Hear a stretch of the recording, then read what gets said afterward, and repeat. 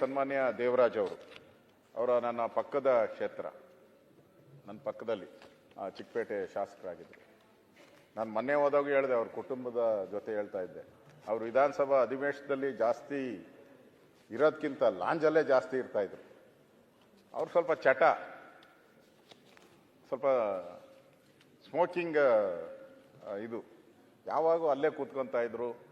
ನಾವು ಬೇಡ ಅಂದ್ರು ಕಾಫಿ ತರಿಸಿ, ಅಣ್ಣ ಗುರು ಕೂತ್ಕೋ ಅಂತೇಳಿ ನಮ್ಮನ್ನು ಹೇಳ್ಕೊತಾ ಇದ್ರು. ಅವ್ರ ಜೊತೆ ಕೂತ್ಕೊಂಡು ಕಾಫಿ ಕೊಡಿಸಿ ಎಲ್ಲರ ಜೊತೆ. ಅವ್ರಿಗೇನು ನನಗನ್ಸುತ್ತೆ ಯಾರ ಜೊತೆನೂ ದ್ವೇಷ ಆ ಥರದ ಭಾವನೆ ಇಲ್ಲ. ಕೊನೆವರೆಗೂ ನಾನು ನೋಡಿದ್ದೀನಿ, ಕೊನೆವರೆಗೂ ಅವ್ರ ಜೊತೆ ಇದ್ದೀನಿ. ನನ್ನ ಮೊದಲನೇ ಚುನಾವಣೆ, ನಾ ಹೇಳ್ಬೋದೋ ಗೊತ್ತಿಲ್ಲ, ನನ್ನ ಮೊದಲನೇ ಚುನಾವಣೆ ನಾನು ನಿಂತಾಗ, ನಾನು ಫಸ್ಟ್ ನಿಂತಾಗ ನಾನು ಯಾರಿಗೂ ಪರಿಚಯನೇ ಇರಲಿಲ್ಲ, ಗೊತ್ತಿರಲಿಲ್ಲ.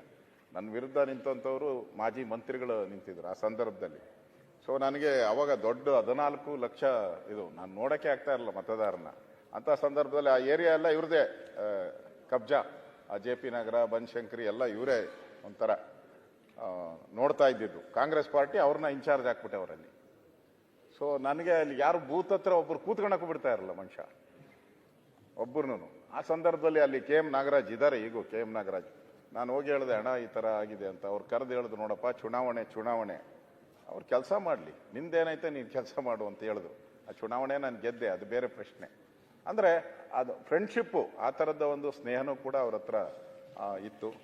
ಸೊ ಮೊನ್ನೆ ಅವರು, ನನಗೂ ಆಶ್ಚರ್ಯ, ಹುಟ್ಟದ ಹಬ್ಬ ಆಚರಣೆ ಮಾಡೋಕ್ಕೂ ಅವರು ದೇವಸ್ಥಾನಕ್ಕೆ ಹೋದರು, ಚಾಮುಂಡೇಶ್ವರಿ ದೇವಸ್ಥಾನಕ್ಕೆ.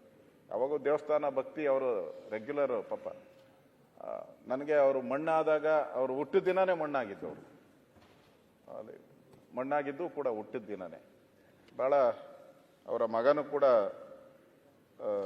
ಸದಸ್ಯರಾಗಿದ್ದರು, ಕಾರ್ಪೊರೇಷನ್ನಲ್ಲಿ ಸದಸ್ಯರಾಗಿ ಸೇವೆನೂ ಮಾಡಿದ್ದಾರೆ ಅನಿಸುತ್ತೆ. ಅವರು ನಮಗೂ ಕೂಡ ದೇವರಾಜ್ ಅವರು ಆತ್ಮೀಯರಾಗಿದ್ದರಿಂದ ನಾನು ಕೂಡ ಅವ್ರ ಸಂದರ್ಭದಲ್ಲಿ ಹೋಗಿದ್ದೆ. ಭಾಳ ನೋವಿನ ಸಂಗತಿ. ಅವರ ಆತ್ಮಕ್ಕೂ ಅವರ ಕುಟುಂಬಕ್ಕೂ ಈ ದುಃಖವನ್ನು ಭರಿಸುವಂಥ ಶಕ್ತಿ ನೀಡಲಿ ಅಂತೇಳಿ ದೇವರಲ್ಲಿ ಪ್ರಾರ್ಥನೆ ಮಾಡ್ತೀನಿ.